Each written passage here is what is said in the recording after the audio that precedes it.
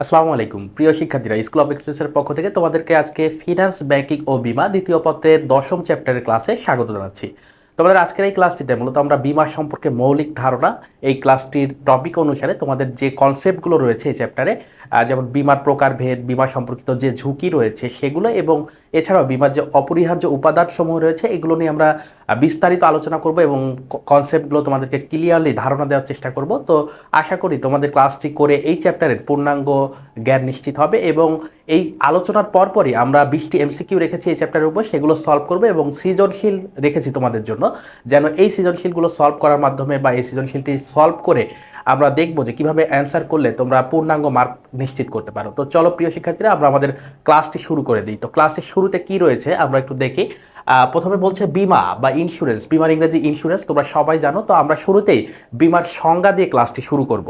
তো বীমার সংজ্ঞাতে আমরা কি দেখতে পাই দেখো তো, মানুষের জীবন ও সম্পত্তির নিরাপত্তা নিশ্চিত করার জন্য, দেখো নিরাপত্তা নিশ্চিত করার জন্য সম্ভাব্য বিপদ মোকাবেলার করার হাতিয়ার হিসেবে নির্দিষ্ট প্রিমিয়াম প্রদানের বিনিময়ে অপর পক্ষ কর্তৃক উক্ত নিশ্চয়তা এবং ঝুঁকি গ্রহণ এবং ক্ষতিপূরণের অঙ্গীকারকেই আমরা বীমা বলি। তাহলে আমরা বুঝতে পারছি যে বীমার ক্ষেত্রে আমাদের দুটি পক্ষ থাকবে, যেখানে এক পক্ষ আরেক পক্ষকে নির্দিষ্ট প্রিমিয়ামের বিনিময়ে নির্দিষ্ট প্রিমিয়াম বা বীমা সেলামির বিনিময়ে কি করবে, আর্থিক নিশ্চয়তা বা ক্ষতিপূরণ প্রদান করার চেষ্টা করবে। এখন কোন বীমার ক্ষেত্রে ক্ষতিপূরণ হবে, কোন বীমার ক্ষেত্রে আর্থিক নিশ্চয়তা হবে, সেগুলো আমরা সামনের আলোচনাগুলোতে দেখব। তো এটাই ছিল আমাদের বীমার সংজ্ঞা। এরপর দেখো বীমার প্রধান কাজ হচ্ছে নিশ্চয়তা প্রদান করা। দেখো বীমার প্রধান কাজ কি, নিশ্চয়তা প্রদান করা। বীমার প্রধান কাজ হচ্ছে নিশ্চয়তা প্রদান করা, এবং বীমার উদ্দেশ্য হলো ঝুঁকি বন্টন করা। তাহলে বীমার উদ্দেশ্য হচ্ছে ঝুঁকি বন্টন করা, আর প্রধান কাজ হচ্ছে নিশ্চয়তা প্রদান করা। এরপর দেখো বাংলাদেশের বীমা কোম্পানিগুলো অর্থ মন্ত্রণালয়ের অধীনে পরিচালিত হয়। তাহলে বাংলাদেশের যদি কখনো এমসিকিউতে প্রশ্ন আসে যে বাংলাদেশের বীমা কোম্পানিগুলো কোন মন্ত্রণালয়ের অধীন, তখন তোমাদেরকে বলতে হবে অর্থ মন্ত্রণালয়ের অধীন। এরপর দেখো বীমা হলো মানুষের সহায় সম্পদ ও মৃত্যুজনিত ক্ষতির বিপক্ষে আর্থিক প্রতিরক্ষা ব্যবস্থা। তার দেখো যখন আমরা ক্ষতির সম্মুখীন হই বা মৃত্যুজনিত ক্ষতির কারণে পরিবার যখন অসহায় হয়ে পড়ে, তখন যে আর্থিক নিশ্চয়তা পায় সেটি মূলত আমরা বীমার মাধ্যমে পেয়ে থাকি। এরপর দেখো এটিকে বিভিন্ন পক্ষের মধ্যে ঝুঁকি বন্টন ব্যবস্থাও বলা হয়। তাহলে বীমাকে আমরা বলতে পারি ঝুঁকি বন্টন ব্যবস্থা। বীমাকে কি নামে চিহ্নিত করতে পারি, ঝুঁকি বন্টন ব্যবস্থা নামেও চিহ্নিত করতে পারি। তো এই তথ্যগুলো আমাদেরকে প্রথম স্লাইড থেকে জানতে হবে। প্রিয় শিক্ষার্থীরা, এই ক্লাসটি আলোচনার মধ্যে তোমাদের যদি কোনো প্রশ্ন থাকে, কোনো কনফিউশন থাকে বা যে কোনো বিষয়ে জানার থাকলে তোমরা কিন্তু আমাদেরকে কমেন্টে জানাতে পারো। আমরা স্কুল অফ এক্সেলেন্সের পক্ষ থেকে তোমাদেরকে সেই বিষয়গুলো ক্লিয়ার করে দেওয়ার চেষ্টা করবো ইনশাল্লাহ। তো আমরা আমাদের পরবর্তী স্লাইডে যাই। দেখো বীমা চুক্তি, বীমার একটি অপরিহার্য বিষয় হচ্ছে এই বীমা চুক্তি। বীমার একটি অপরিহার্য বিষয় হলো এই বীমা চুক্তি। তাহলে বীমা চুক্তির ক্ষেত্রে কি কি থাকবে সেই বিষয়গুলো আমরা একটু দেখে নিই। প্রথমে বলছে বীমা চুক্তিতে দুটি পক্ষ থাকে। তাহলে বীমা চুক্তিতে কমপক্ষে দুটি পক্ষ থাকে, বীমাকারী এবং বীমা গ্রহীতা। এই বীমাকারীকে আমরা কি বলছি, বীমাকারী হচ্ছে যিনি বীমা করে থাকেন বা যে কোম্পানি আমাদেরকে নিশ্চয়তা প্রদান করে থাকে তাকে আমরা বলছি বীমাকারী। বীমাকারী হচ্ছে ইনস্যুরার। বীমাকারীর ইংরেজি কি হবে, ইনস্যুরার। আর বীমা গ্রহীতা যিনি চুক্তির মাধ্যমে আর্থিক সুবিধা লাভের জন্য প্রিমিয়াম প্রদান করে, তিনি হচ্ছে বীমা গ্রহীতা। তাহলে এটাকে আমরা ইংরেজিতে বলতে পারি ইনস্যুরড। কি বলতে পারি, ইনস্যুরড। তাহলে যিনি বীমা গ্রহীতা, যিনি আর্থিক সুবিধা পাবেন ভবিষ্যতে সেই আশায় প্রিমিয়াম প্রদান করে, তিনি হচ্ছে ইনস্যুরড বা বীমা গ্রহীতা। আর যিনি এই সুবিধা প্রদানের জন্য প্রিমিয়াম গ্রহণ করে থাকে তাকে আমরা বলি ইনস্যুরার বা বীমাকারী। এবার দেখো বীমা গ্রহীতা বীমাকারীকে প্রিমিয়াম প্রদান করে। একটু আগে তোমাদেরকে যে আলোচনা করছিলাম যে বীমা গ্রহীতা অর্থাৎ এই যে ইনস্যুরড সবসময় ইনস্যুরারকে কি করে, প্রিমিয়াম প্রদান করে। কি প্রদান করে, প্রিমিয়ামের বাংলা হচ্ছে বীমা সেলামি প্রদান করে। তাহলে বীমা প্রিমিয়াম প্রদান করে। এবার দেখো বীমাপত্রের চুক্তির বিষয়বস্তুর বিস্তারিত বিবরণ বিবৃত থাকে। তাহলে এই যে চুক্তির আওতাধীন কি কি বিষয় আসবে, কি কি বিষয় হলে তুমি ক্ষতিপূরণ পাবা বা আর্থিক নিশ্চয়তা পাবা, সেগুলো সবই থাকে বীমাপত্রে। সেগুলো সব কোথায় থাকে, বীমাপত্রে। এরপর দেখো যে পত্রে বীমা চুক্তির বিস্তারিত উল্লেখ করা হয় তাকে আমরা বীমাপত্র বলি, যার ইংরেজি হচ্ছে ইন্স্যুরেন্স পলিসি। তাহলে ইন্স্যুরেন্স পলিসি বা বীমাপত্রে কি থাকে, যে পত্রে বীমা চুক্তির বিস্তারিত উল্লেখ করা হয় সেটিকে আমরা বলতে পারি ইন্স্যুরেন্স পলিসি বা বীমাপত্র বা কি বীমাপত্র। এরপর দেখো বীমা চুক্তি হলো একটি সম্মতি যা দ্বারা এক পক্ষ অপর পক্ষকে প্রিমিয়াম প্রদানের প্রতিদানে ক্ষতির ঝুঁকি বহনের নিশ্চয়তা দেয়। এই কথাটি বলেছে হচ্ছে উরউইন এম টেলার, ইরউইন এম টেলার বলেছেন যে বীমা চুক্তি হলো একটি সম্মতি যা দ্বারা এক পক্ষ অপর পক্ষকে প্রিমিয়াম প্রদানে ক্ষতির ঝুঁকি প্রদানের নিশ্চয়তা প্রদান করে। এটি বলেছে ইরউইন এম টেলর। তাহলে এ ধরনের কখনো কখনো আমাদেরকে এমসিকিউতে এ ধরনের উক্তি দিয়ে দিতে পারে, তো এই উক্তিটিও আমাদের জানতে হবে। এরপর আমরা চলে যাই বীমা ব্যবসায়ের মূল নীতিতে, কি মূল নীতির উপর ভিত্তি করে বীমা ব্যবসায় পরিচালিত হয় সেই বিষয়গুলো আমরা একটু দেখব। দেখো, বীমাযোগ্য স্বার্থের নীতি, প্রথম যে নীতিটি বলা হচ্ছে সেটি হচ্ছে বীমাযোগ্য স্বার্থের নীতি। অর্থাৎ এই মূল নীতিগুলো বা এই নীতিগুলোর বাইরে গিয়ে তুমি কখনো বীমা চুক্তি করতে পারবা না, বা যে কোনো বীমাকারী বীমা গ্রহীতার সাথে কোনো চুক্তি করতে পারবে না। তাহলে বীমা করতে গেলে আমাদেরকে অবশ্যই প্রথম যে নীতিটি থাকতে হবে সেটি হচ্ছে বীমাযোগ্য স্বার্থের নীতি। তো এই বীমাযোগ্য স্বার্থ আসলে কি? বীমাযোগ্য স্বার্থ আসলে কি? দেখো, চুক্তির বিষয়বস্তুটি অবশ্যই বীমা গ্রহীতাকে বিদ্যমান কিছু আর্থিক লাভ প্রদান করতে হবে, এবং বিষয়বস্তুটি যদি ক্ষতিগ্রস্ত হয়, ধ্বংস বা চুরি বা হারিয়ে যায়, তবে বীমা গ্রহীতা আর্থিকভাবে ক্ষতিগ্রস্ত হবে।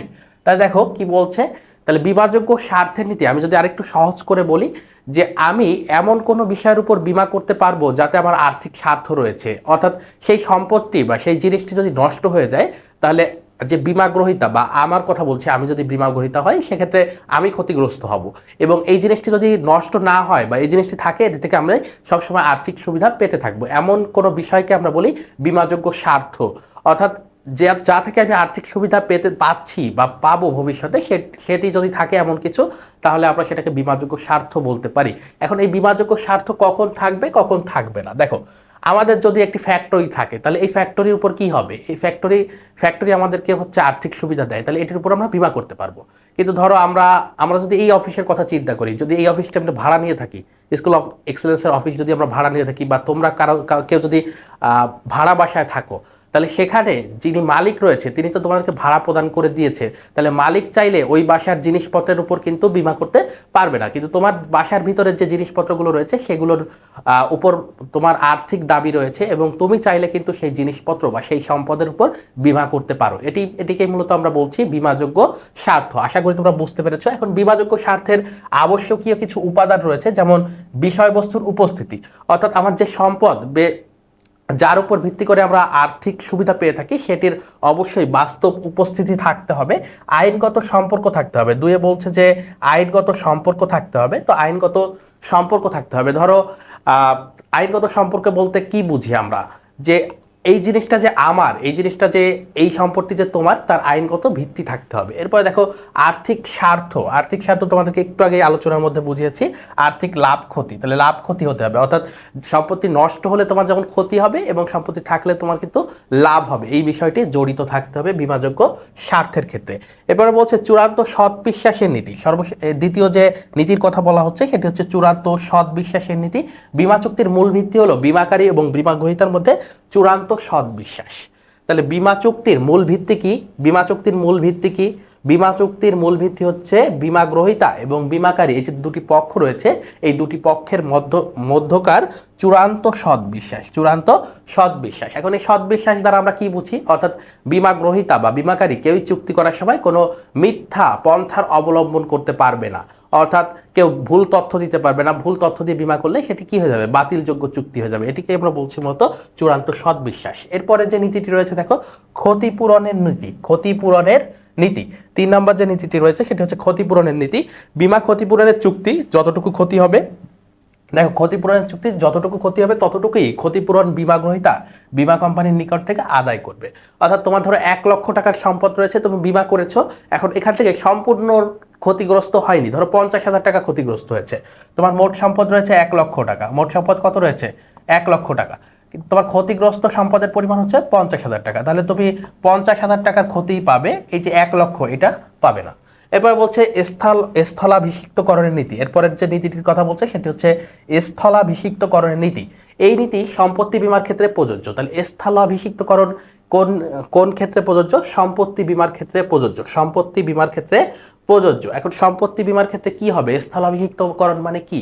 ধরো কোনো একটি সম্পদ এমনভাবে পুড়ে গিয়েছে বা নষ্ট হয়েছে যেটি আর ব্যবহারযোগ্য নয়, তখন যদি কোনো কারণে বীমা কোম্পানি ওই সম্পত্তি রিপ্লেস করে দেয় বা প্রতিস্থাপন করে দেয়, রিপ্লেস করে দেয় বা প্রতিস্থাপন করে দেয়, তাহলে যে পুরাতন যে অংশটি রয়েছে, পুরাতন যে স্ক্র্যাপ রয়েছে, যে ভগ্নাবশেষ রয়েছে, সেগুলো বীমা কোম্পানি নিয়ে যাবে। এটাই মূলত বলছে আমাদের স্থলাভিষিক্তকরণের নীতিতে। বলছে বিমাকৃত বিষয়বস্তু সম্পূর্ণ ক্ষতিগ্রস্ত হলে বীমা কোম্পানি বীমা গ্রহীতাকে সম্পূর্ণ ক্ষতিপূরণ প্রদান করার পর উক্ত সম্পত্তির অবশিষ্ট অংশের মালিকানা বীমাকারীর নিকট হস্তান্তরিত হবে বা স্থানান্তরিত হবে। যেটি তোমাদেরকে বললাম প্রথমেই, যে যদি পুরো সম্পদটা, ধরো আমাদের একটি যন্ত্রপাতি নষ্ট হয়ে গেছে, বীমা করা ছিল, তো সেটা বীমা কোম্পানি নতুন একটি সম্পদ বা যন্ত্রপাতি কিনে দিল, তাহলে পুরাতন যে যন্ত্রপাতিটি রয়েছে সেটি বীমা কোম্পানি নিয়ে যাবে, অর্থাৎ ওইটি বিক্রি করে কোনো অর্থ পেলে সেটি বীমা কোম্পানি নিবে। এরপরে দেখো প্রত্যক্ষ কারণের নীতি। প্রত্যক্ষ কারণের নীতি, তাহলে বীমার ক্ষেত্রে, ক্ষতির ক্ষেত্রে প্রত্যক্ষ কারণ থাকতে হবে। ধরো তুমি অগ্নি বীমা করেছো, তুমি করেছো অগ্নি বীমা, এখন ফ্যাক্টরিতে আগুন লাগার পরিবর্তে পাশের কোনো বিল্ডিং থেকে আগুনের কারণে তোমার বিল্ডিং ক্ষতিগ্রস্ত হলো, তাহলে সেটার দায়ভার কিন্তু বীমা কোম্পানি নিবে না। এখন এটা হয়ে যাচ্ছে পরোক্ষ কারণ। তো আমাদেরকে সবসময় বীমা কোম্পানির ক্ষেত্রে বা বীমার চুক্তির ক্ষেত্রে, ক্ষতিপূরণের ক্ষেত্রে সবসময় প্রত্যক্ষ কারণ থাকতে হবে। এই কথাটি বলছে এখানে, বলছে বীমা চুক্তিতে উল্লেখিত কোনো বীমাকৃত বিষয়বস্তু যদি প্রত্যক্ষ কারণে ক্ষতিগ্রস্ত হয়, কেবলমাত্র সেক্ষেত্রেই বীমা কোম্পানি বীমা গ্রহীতাকে ক্ষতিপূরণ দিবে। প্রত্যক্ষ কারণের বাইরে যে কোনো ক্ষতিপূরণ হলে সেটা কিন্তু দিবে না। এরপরে বলছে আনুপাতিক অংশগ্রহণের নীতি। আনুপাতিক অংশগ্রহণের নীতি, ধর অনেক সময় আমরা বড় বড় সম্পদের ক্ষেত্রে বা যেসব সম্পদের আর্থিক মূল্য অনেক বেশি, সেক্ষেত্রে আমরা দ্বৈত বীমা করি। সেক্ষেত্রে আমরা কি করি? দ্বৈত বীমা করি। কি করি? দ্বৈত বীমা করি, অর্থাৎ একটি সম্পদকে একাধিক বীমা কোম্পানির কাছে আমরা কি করি? বীমা করে দিই। অর্থাৎ ধরো আমার সম্পদ রয়েছে একটি, ধরো যন্ত্রপাতি, আমি দুইটি কোম্পানির কাছে, এমন যন্ত্রপাতি যেটি হচ্ছে দুইটি কোম্পানির কাছে আমি কি করলাম? বীমা করলাম। কয়টি কোম্পানি? দুইটি কোম্পানি। ধরো কোম্পানি এ আর একটা হচ্ছে কোম্পানি বি, ঠিক আছে? ধরো 1 কোটি টাকার সম্পদ, আমি 50 লক্ষ টাকার বীমা করলাম। এখন বলছে যে এই ক্ষেত্রে আমরা আনুপাতিক অংশগ্রহণটা আসলে কি? ধরো এই 1 কোটি টাকার সম্পদ, তোমার 1 কোটি টাকার সম্পদ থেকে তোমার ধরো 60 লক্ষ টাকা ক্ষতিগ্রস্ত হয়েছে। কত টাকা? 60 লক্ষ টাকা ক্ষতিগ্রস্ত হয়েছে। এখন এই 60 লক্ষ টাকা তুমি ধরো এ এবং বি এর কাছে বীমা করেছো 60 লক্ষ টাকা, তাহলে এ আর বি দুজনে মিলে ভাগ করে দিবে। এখন কোনো কারণে যদি এ যদি তোমাকে 60 লক্ষ টাকা দিয়ে দেয়, এ যদি 60 লক্ষ টাকা দিয়ে দেয়, তাহলে এই এ বাকি 30 লক্ষ টাকা বি এর কাছ থেকে নিয়ে নিবে, বি এর কাছ থেকে নিয়ে নিবে। অর্থাৎ তুমি একবার এ এর কাছ থেকে 60 লক্ষ টাকা, আবার বি এর কাছ থেকে 60 লক্ষ টাকা নিতে পারবা না। অর্থাৎ তোমাকে অবশ্যই কি করতে হবে? 60 লক্ষ টাকাই তুমি পাবা যতটুকু ক্ষতি হয়েছে ক্ষতিপূরণের নীতি অনুসারে। এবং দ্বিতীয় যে আনুপাতিক অংশগ্রহণের নীতি রয়েছে, সেখানে কিন্তু বীমা কোম্পানিগুলো অংশগ্রহণের ভিত্তিতে তোমার ক্ষতিপূরণ প্রদান করবে, তোমার ক্ষতিপূরণ প্রদান করবে। এটি হচ্ছে মূলত আনুপাতিক অংশগ্রহণের নীতি। এখন বলছে ক্ষতিপূরণ নীতির একটা অনুসিদ্ধান্ত হচ্ছে আনুপাতিক অংশগ্রহণ নীতি। একজন বীমাকারী সম্পূর্ণ ক্ষতিপূরণ করে থাকে, তাহলে ওই বীমাকারী অন্যান্য বীমাকারীর নিকট আনুপাতিক ক্ষতি দাবি করবে, যেটি তোমাদেরকে আমি এখানে ব্যাখ্যা সহকারে বুঝিয়ে দিয়েছি। আশা করি তোমরা বুঝতে পেরেছো। আমরা পরের স্লাইডে যাই। দেখো বীমার অপরিহার্য উপাদান সমূহ।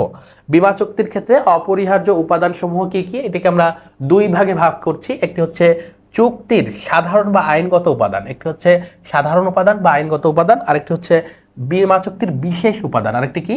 বিশেষ উপাদান। তাহলে একটি হচ্ছে অপরিহার্য বা আইনগত বা সাধারণ উপাদান, আরেকটি হচ্ছে বিশেষ উপাদান।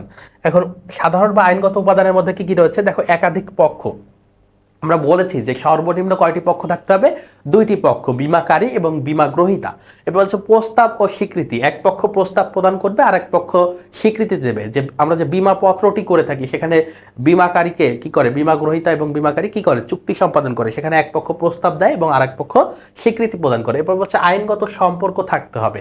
আইনগত সম্পর্ক থাকতে হবে, অর্থাৎ তোমার যে সম্পদ রয়েছে সেটির উপর তোমার সেই সম্পদের সাথে তোমার আইনগত ভিত্তি থাকতে হবে। আইনসম্মত প্রতিদান, এমন কোনো প্রতিদান দেওয়া যাবে না যেটি আইনের বাইরে। এখন তুমি যদি অবৈধ কোনো বিষয়ের উপর চুক্তি করো, সেটি কিন্তু বীমার আওতায় আসবে না। এরপর যেমন মাদকের উপর বীমা করলাম, তাহলে এটা আইনগতভাবে বৈধ হবে না। এবার বলছে উদ্দেশ্যের বৈধতা। উদ্দেশ্যের বৈধতা, অর্থাৎ উদ্দেশ্য হতে হবে ঠিক।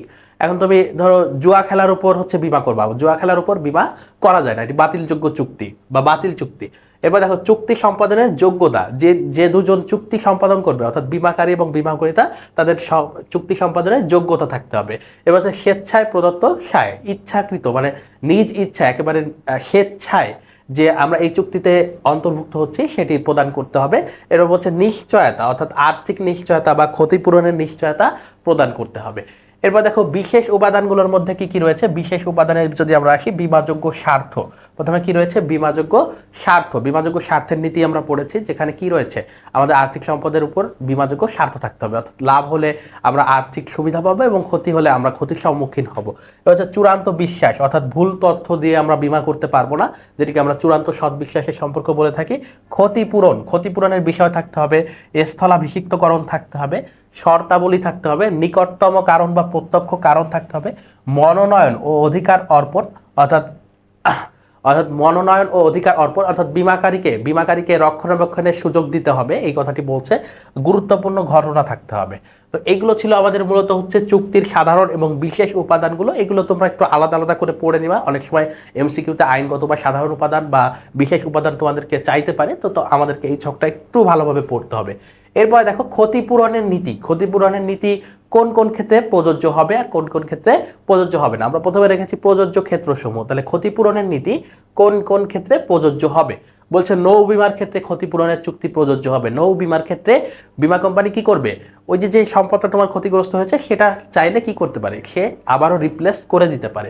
তো অগ্নি বিমার ক্ষেত্রে হবে, নৌ বিমার ক্ষেত্রে হবে দুর্ঘটনা বিমা, মোটর বিমা, শস্য বিমা, গবাদি পশু বিমা, কলকবজা বিমা, বিমান বিমা, লাগেজ বিমা, ধার বিমা, আস্থা বিমা, হিমাগার বিমা, এই সব ক্ষেত্রে কিন্তু কি ক্ষতিপূরণের নীতি প্রযোজ্য হবে। যুদ্ধ ঝুঁকি, রপ্তানি ঝুঁকি, চিকিৎসা বিমা, চৌর্য বিমা।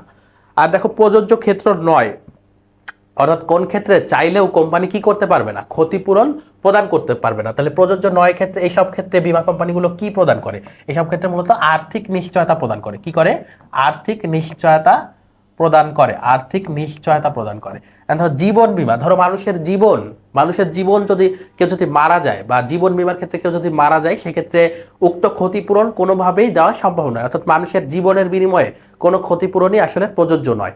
তো আমরা সেক্ষেত্রে কি করতে পারি? কিছুটা আর্থিক সুরক্ষা দিয়ে তাদের যে পরিবার রয়েছে তাদেরকে আর্থিক নিশ্চয়তা দিতে পারি। এজন্য এটিকে বলা হচ্ছে ক্ষতিপূরণের চুক্তির এই বিষয়টির উপর প্রযোজ্য নয়। তবে ব্যক্তিগত দুর্ঘটনা, ধরো ব্যক্তিগত দুর্ঘটনার কারণে কারো একটি অঙ্গহানি হলো, ধরো একটা পা একেবারে কেটে গেল বা একটি হাত কেটে গেল, তো এইসব ক্ষেত্রে কি হবে? সেই হাত তো আর রিপ্লেস করে দেওয়া যায় না। এরপর হচ্ছে স্বাস্থ্য বিমা, ব্যক্তিগত দায় বিমা, অন্যান্য ব্যক্তিগত বিমা যেমন বেকার বিমা, মাতৃসাধন বিমা, শিক্ষা বিমা। যেমন কেউ বেকার থাকলে বিমা কোম্পানি কি করতে পারে? কিছুটা আর্থিক ক্ষতিপূরণ দিতে পারে, আর্থিক নিশ্চয়তা দিতে পারে, কিন্তু তাকে কি করতে পারবে না? চাকরি দিতে পারবে না। তো দেখো মাতৃসদন বিমা, কাউকে মায়ের তৃপ্তি তো কাউকে দিয়ে আসলে রিপ্লেস করা যাবে না, আর্থিক নিশ্চয়তা দেওয়া যাবে। কেউ যদি কারো যদি শিক্ষাগত যোগ্যতা না থাকে, সেক্ষেত্রে কি করতে পারবে না? শিক্ষার ক্ষেত্রে তোমাকে কি করতে পারে? আর্থিক সহায়তা দিতে পারে ভবিষ্যতে, কিন্তু তোমাকে তো আর তারা পাশ করিয়ে দিবে না। তো এই বিষয়গুলো কি করা যায় না? ক্ষতিপূরণের চুক্তির ক্ষেত্রে এই বিষয়গুলো প্রযোজ্য নয়। অর্থাৎ এইসব ক্ষেত্রে আমরা বলতে পারি সেটি হচ্ছে আর্থিক নিশ্চয়তা। আর ক্ষতিপূরণের চুক্তি প্রযোজ্য, অর্থাৎ যতটুকু তোমাকে ক্ষতি হবে ততটুকুই তোমাকে রিপ্লেস করে দেওয়া সম্ভব। যেমন নৌ বিমার ক্ষেত্রে জাহাজ যদি ডুবে যায়, বিমা কোম্পানি চাইলে জাহাজ পুনরায় একটি তৈরি করে দিতে পারবে। একই রকম অগ্নি বিমার ক্ষেত্রে যদি তোমার সম্পদ নষ্ট হয়, সেই সম্পদ পুনরায় কিনে দিতে পারবে।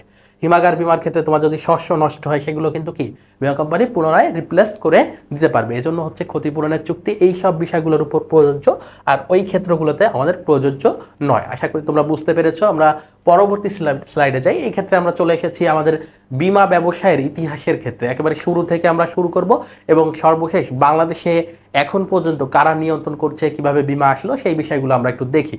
তো দেখো, বিমা বিবর্তনের ইতিহাসে সর্বপ্রথম নৌ বিমা নিয়ে আলোচনা, অর্থাৎ আমাদের বিমা শুরুই হয় মূলত নৌ বিমা দিয়ে। তাহলে বিমার ব্যবসায় শুরু হয় সর্বপ্রথম কোন বিমা দিয়ে? নৌ বিমা দিয়ে। সর্বপ্রথম পৃথিবীর ইতিহাসে নৌ বিমার ক্ষেত্রে সর্বপ্রথম উৎপত্তি লাভ করেছে। তো প্রথম লাইনটি এটি, নৌ বিমাই সর্বপ্রথম উৎপত্তি লাভ করে। নৌ বিমা প্রচলনের ক্ষেত্রে লন্ডনের লম্বার্ডি স্ট্রিটের ভূমিকা ছিল গুরুত্বপূর্ণ। নৌ বিমার ক্ষেত্রে লম্বার্ডি স্ট্রিটের বিষয়টি জড়িত রয়েছে। 1182 সালের দিকে ইহুদি ব্যবসায়ীগণ ফ্রান্স হতে বিতাড়িত হয়ে ইতালিতে সর্বপ্রথম বিমা ব্যবসায়ের প্রচলন শুরু করে। নৌ বিমার উন্নয়নের সাথে সাথে বটমারি বন্ড এবং আরেকটি দেখো রেসপন্ডেন্সিয়া বন্ড, এটি হচ্ছে বটমারি বন্ড, আরেকটি হচ্ছে রেসপন্ডেন্সিয়া বন্ড। এখন বটমারি বন্ড কি আর রেসপন্ডেন্সিয়া বন্ড কি? দেখো, জাহাজের বিপরীতে ঋণ, পূর্বে যখন যোগাযোগের এত ভালো ব্যবস্থা ছিল না, তখন জাহাজগুলো ধরো অনেক দূর যাওয়ার পর হচ্ছে বিভিন্ন জায়গায় কি করতো? নোঙর করতো, বা বিভিন্ন ঘাটে নোঙর করতো। তখন কি করতো? তাদের যদি আর্থিক যদি ঘাটতি থাকতো সেক্ষেত্রে সেখান থেকে তারা ঋণ নিত। এখন এই ঋণ নেওয়ার পদ্ধতি ছিল দুইটা, একটা হচ্ছে বটমারি আর একটি হচ্ছে রেসপন্ডেন্সিয়া। তো এই যে বটমারি বন্ড কি, বটমারি বন্ডের মাধ্যমে যদি ঋণ নিত তাহলে হচ্ছে জাহাজকে বন্ধক রেখে তারা ঋণ নিত। কি বন্ধক রেখে ঋণ নিত? জাহাজকে বন্ধক রেখে তারা ঋণ নিত, এবং তখন যখন তারা ওই জাহাজটি যখন নির্ধারিত জায়গায় পৌঁছে যেত তাদেরকে খবর পাঠানো হতো বা রিটার্ন যাওয়ার সময় তারা হচ্ছে সেই ঋণ পরিশোধ করে যেত। আরেকটি রয়েছে রেসপন্ডেন্সিয়া বন্ড, মালামালের বিপরীতে ঋণ, অর্থাৎ জাহাজ যেখানে ধরো বিশ্রাম নেওয়ার জন্য যেখানে দাঁড়িয়েছে তো সেখান থেকে ঋণ নিত, এবং ওই মালামাল পৌঁছানো পর্যন্ত যাবতীয় দায় হচ্ছে ওইখানে যে ব্যবসায়ীরা ছিল তারা নিত, এবং মালামাল পৌঁছে যাওয়ার পর তারা যখন রিটার্ন আসতো তখন আবার তাদেরকে অর্থ পরিশোধ করতো বা প্রিমিয়াম পরিশোধ করতো। তো এই দুটি বিষয় হচ্ছে বটমারি বন্ড এবং রেসপন্ডেন্সিয়া বন্ড। একটি হচ্ছে জাহাজের বিপরীতে ঋণ, অর্থাৎ জাহাজকে বন্ধক রেখে বা জাহাজ ঠিকমতো পৌঁছাবে কিনা এই বিষয়টার উপর যদি ব্যবসায়ীদের কাছ থেকে ঋণ নিত সেটিকে আমরা বলছি বটমারি বন্ড। আর যদি জাহাজি মালামাল, অর্থাৎ যে মালামালগুলো বহন করে নির্ধারিত জায়গায় পৌঁছানোর চেষ্টা করা হচ্ছে সেগুলোর বিপরীতে যদি বিমা করা হতো সেটিকে আমরা বলছি মালামালের বিপরীতে ঋণ বা রেসপন্ডেন্সিয়া বন্ড। আশা করি তোমরা বুঝতে পেরেছ। এবার আমরা যাবো সপ্তদশ শতাব্দীর শেষের দিকে বিভিন্ন জাহাজ সংক্রান্ত খবরাখবর প্রকাশের জন্য লন্ডনে mister Lloyd the Lloyd list নামে একটি সাময়িকী বা ম্যাগাজিন প্রকাশ করত। তাহলে মিস্টার লয়েড হচ্ছে কি করত? সপ্তদশ শতাব্দীর শেষের দিকে জাহাজ সংক্রান্ত খবরাখবর প্রকাশের জন্য একটি সাময়িকী প্রকাশ করত, যাকে বলা হয় দ্য লয়েড লিস্ট, যা লয়েডস লিস্ট। 1720 সালে দ্য লয়েডস অ্যাসুরেন্স এবং দ্য রয়্যাল এক্সচেঞ্জ নামে দুটি বীমা কোম্পানি গঠিত হয়। তাহলে সর্বপ্রথম দুটি বীমা কোম্পানি গঠিত হয়, একটি হচ্ছে দ্য লয়েডস অ্যাসুরেন্স আর আরেকটি হচ্ছে দ্য রয়্যাল এক্সচেঞ্জ। 1871 সালে লয়েডস অ্যাক্ট পাস হয়। বর্তমানে লয়েডস বিশ্বের বৃহত্তম বীমা সংস্থা। তাহলে বিশ্বের বৃহত্তম বীমা সংস্থা হচ্ছে এই লয়েডস, যেটি হচ্ছে 1871 সালে লয়েডস অ্যাক্টের মাধ্যমে পাস করা হয়, যেটি হচ্ছে বিশ্বের বৃহত্তম বীমা সংস্থা এখনো পর্যন্ত। তাহলে মূলত এখান থেকে বীমা ব্যবসায়ের প্রাতিষ্ঠানিকরণ শুরু হয়। এরপর দেখো নৌ বিমার পরে চলে আসে আমাদের নৌ বিমা উৎপত্তি। তো সর্বপ্রথম যেহেতু জাহাজের মাধ্যমে এখনো পর্যন্ত সবচেয়ে বেশি পণ্য আমদানি রপ্তানি হয় এই জাহাজের মাধ্যমে, এবং নৌ বিমার বিষয়টি এখনো জড়িত রয়েছে। তো নৌ বিমার উৎপত্তির পর মানুষের যখন শিল্প বিপ্লব শুরু হয় তখন বিভিন্ন ধরনের শিল্প কারখানা শুরু হয় এবং অগ্নিকাণ্ড ঘটতে থাকে। তো এই অগ্নিকাণ্ডের মাধ্যমে মানুষের চিন্তার বিষয় হয়ে দাঁড়ায় কীভাবে গুদাম, কীভাবে কারখানাগুলো রক্ষা করা যায়। তখন থেকে কিন্তু আমাদের এই অগ্নি বিমা আসে। তাহলে নৌ বিমার পরে দ্বিতীয় যে বিমাটি আসে সেটি হচ্ছে অগ্নি বিমা। তো বলছে সর্বপ্রথম অগ্নি বিমা ব্যবস্থার উদ্ভব ঘটে ষোড়শ শতাব্দীতে জার্মানিতে। সর্বপ্রথম অগ্নি বিমার বিষয় কোথায় ঘটে? ষোড়শ শতাব্দীতে জার্মানিতে। তাহলে 1666 সালে লন্ডনের টালি এস্টেটে কি হয়? এক ভয়াবহ অগ্নিকাণ্ড ঘটে। এরপর থেকেই অগ্নিবিমা নতুন মাত্রা পায়। তাহলে প্রথম হয় ষোড়শ শতাব্দীতে জার্মানিতে, এরপর লন্ডনে যে ভয়াবহ অগ্নিকাণ্ড ঘটে সেখান থেকে কিন্তু মানুষের কি হয়? অগ্নিবিমার প্রতি আরও আকৃষ্ট হতে থাকে এবং এর নতুন মাত্রা পায়। ঊনবিংশ শতাব্দীর গোড়ার দিকে ইউরোপে শিল্প বিপ্লবের পর অগ্নিবিমার ব্যাপক প্রসার লাভ করে এবং 1720 সালে ইংল্যান্ডে ফায়ার ইন্স্যুরেন্স অ্যাক্ট নামে একটি পূর্ণাঙ্গ আইন পাশ হয়। তাহলে ইংল্যান্ডে 1720 সালে ফায়ার ইন্স্যুরেন্স অ্যাক্ট নামে পূর্ণাঙ্গ আইনও পাশ হয়। তো এই অগ্নি বিমার পর চলে আসে মানুষের ব্যক্তিগত ব্যাপার এবং জীবন বিমার বিষয়, অর্থাৎ মানুষের ব্যক্তিগত জীবন নিয়ে চিন্তা আসে এবং এরপরে কিন্তু জীবন বিমার উৎপত্তি ঘটে। তাহলে প্রথমে আমরা দেখলাম নৌ বিমা। তাহলে দেখো আমাদের উৎপত্তিটার ক্রম দেখো। প্রথমে কি রয়েছে? নৌ বিমা। প্রথমে যে বিষয়টি রয়েছে সেটি হচ্ছে নৌ বিমা। এরপরে আসে আমাদের কি? নৌ বিমার পর আসে হচ্ছে আমাদের এই যে অগ্নি বিমা, যেটি দেখলাম অগ্নি বিমা। এ ধরনের প্রশ্ন তোমাদের হতে পারে। অগ্নি বিমার পরে আসে আমাদের জীবন বিমা। অগ্নি বিমার পরে কোনটি আসে? জীবন বিমা। এবং জীবন বিমার পরেই আসে আমাদের ব্যক্তিগত যে অন্যান্য দুর্ঘটনা বিমাগুলো রয়েছে সেগুলো। তাহলে উৎপত্তির ক্রমটা শুরু হয় নৌ বিমা, এরপর অগ্নি বিমা, এরপর জীবন বিমা, এরপর হচ্ছে দুর্ঘটনা বিমা, এরপর অন্যান্য যে বিমাগুলো রয়েছে। তো আমরা জীবন বিমার ক্ষেত্রে দেখি অগ্নি বিমা প্রতিষ্ঠার পরই মানুষ চিন্তা করতে থাকে জীবন বিমা প্রতিষ্ঠার। প্রাথমিকভাবে ধারণা পদ্ধতি এর উপর ভিত্তি করে জীবন বিমা গড়ে ওঠে। তাহলে জীবন বিমার শুরুটা হয় হচ্ছে ধারণা পদ্ধতির উপর ভিত্তি করে। প্রাথমিকভাবে কিসের উপর? ধারণা পদ্ধতি বা অ্যাসেসমেন্ট সিস্টেমের উপর ভিত্তি করে জীবন বিমা গড়ে ওঠে। এরপর দেখো পরবর্তীতে এসে মৃত্যুহার পঞ্জির মাধ্যমে আমরা এখন বিমা করে থাকি জীবন বিমার যে বিষয়টি রয়েছে। তাহলে পরবর্তীতে মৃত্যুহার পঞ্জি বা মর্টালিটি টেবিল আবিষ্কৃত হয় এবং এটির মাধ্যমে কিন্তু কি হয়? এখন জীবন বিমার কার্যক্রম পরিচালিত হয়, অর্থাৎ জীবন বিমার প্রিমিয়াম কত হবে এগুলো সবই আমরা নির্ণয় করি কিসের মাধ্যমে? মর্টালিটি টেবিলের মাধ্যমে। তাহলে মর্টালিটি টেবিলের মাধ্যমে কি হয়? জীবন বীমার প্রিমিয়াম নির্ধারিত হয়, জীবন বীমার প্রিমিয়াম নির্ধারিত হয়, যে প্রিমিয়ামের পরিমাণ কত হবে। এরপর দেখো এই যে মর্টালিটি টেবিল, এটি কে মূলত আবিষ্কার করে, এটি মূলত আবিষ্কার করে কে, এই মর্টালিটি টেবিলের আবিষ্কারক হচ্ছে এডমন্ড হ্যালি। এই মর্টালিটি টেবিলের আবিষ্কারক কে? Edmund Hailey. ওকে, তো এই ছিল আমাদের বীমার উৎপত্তির ইতিহাস। এখন আমরা বাংলাদেশের ক্ষেত্রে কিভাবে বীমা ব্যবসায় উৎপত্তি লাভ করে এবং বর্তমানে সে কোন পর্যায়ে রয়েছে আমরা একটু সেগুলো দেখার চেষ্টা করব। তো দেখো 1972 সালের 8ই আগস্ট রাষ্ট্রপতির 95 নং অধ্যাদেশে, 1972 সালের 8 আগস্ট রাষ্ট্রপতির 95 নং অধ্যাদেশ বা আদেশ বলে দেশের সকল বীমা প্রতিষ্ঠানগুলোকে জাতীয়করণ করা হয়। অর্থাৎ 1972 সালের, অর্থাৎ আমাদের মুক্তিযুদ্ধ 71 সালে হওয়ার পূর্বে যে বীমা কোম্পানিগুলো ছিল সেগুলো 72 সালের 95 নং অধ্যাদেশের মাধ্যমে কি করা হয়? জাতীয়করণ করা হয়। অর্থাৎ সবগুলোকে সরকারি বীমা কোম্পানি বা সরকারি প্রতিষ্ঠানে রূপান্তর করা হয়। 75টি বীমা প্রতিষ্ঠানকে প্রথমে, এখানে তখন আমাদের 75টি বীমা প্রতিষ্ঠান ছিল, এই 75টি প্রতিষ্ঠানকে 5টি সংস্থায় অন্তর্ভুক্ত করা হয়। এই সংস্থাগুলো হচ্ছে, তাহলে এই যে 75টি বীমা প্রতিষ্ঠান রয়েছে এগুলোকে আমরা এই 5টি সংস্থায় কনভার্ট বা রূপান্তর করেছিলাম। যার প্রথমটি ছিল বাংলাদেশ জাতীয় বীমা কর্পোরেশন, কর্ণফুলী বীমা কর্পোরেশন, বাংলাদেশ জাতীয় বীমা কর্পোরেশন, কর্ণফুলী বীমা কর্পোরেশন, তিস্তা বীমা কর্পোরেশন, সুরমা জীবন বীমা কর্পোরেশন, রূপসা জীবন বীমা কর্পোরেশন। তাহলে একটি হচ্ছে আমাদের জাতীয় বীমা কর্পোরেশন, আর দুইটি হচ্ছে আমাদের সাধারণ বীমার ক্ষেত্রে কর্ণফুলী বীমা কর্পোরেশন এবং তিস্তা বীমা কর্পোরেশন, আর দুইটি হচ্ছে জীবন বীমার ক্ষেত্রে সুরমা এবং রূপসা বীমা কর্পোরেশন। তাহলে এই দুটি ছিল আমাদের জীবন বীমার ক্ষেত্রে এবং এইটা ছিল হচ্ছে আমাদের সাধারণ বীমার ক্ষেত্রে, এই দুইটা। এরপরে দেখো 14 মে 1973 সালে বাংলাদেশ বীমা কর্পোরেশন অধ্যাদেশ 1973 ঘোষিত হয়। তো আবারও একটা অধ্যাদেশ আসে, রাষ্ট্রপতির আদেশ 14 মে 1973। এতে 5টি সংস্থাকে সরকার 2টি সংস্থার অন্তর্ভুক্ত করেন। দেখো এখানে আমরা দেখছি একটি হচ্ছে জাতীয় বীমা কর্পোরেশন 72 সালে, আর দুইটি দেখছি হচ্ছে, একটি হচ্ছে সাধারণের মধ্যে আবার দুইটি এবং জীবন বীমার মধ্যে দুইটি। তো পরবর্তীতে সরকার বা রাষ্ট্রপতির অধ্যাদেশের মাধ্যমে এই 5টি সংস্থাকে 2টি সংস্থায় রূপান্তর করা হয়। একটি হচ্ছে শুধু জীবন বীমা কর্পোরেশন, আর একটি হচ্ছে সাধারণ বীমা কর্পোরেশন। একটি হচ্ছে জীবন বীমা কর্পোরেশন, আর একটি হচ্ছে সাধারণ বীমা কর্পোরেশন। তাহলে এই যে জীবন বীমা কর্পোরেশন এবং আরেকটি হচ্ছে সাধারণ বীমা কর্পোরেশন, অর্থাৎ এই দুটি বিষয়কে সরকার বেশি গুরুত্ব দিয়ে দুটি বিষয় কনভার্ট করে, একটি হচ্ছে সাধারণ আর একটি হচ্ছে জীবন বীমা।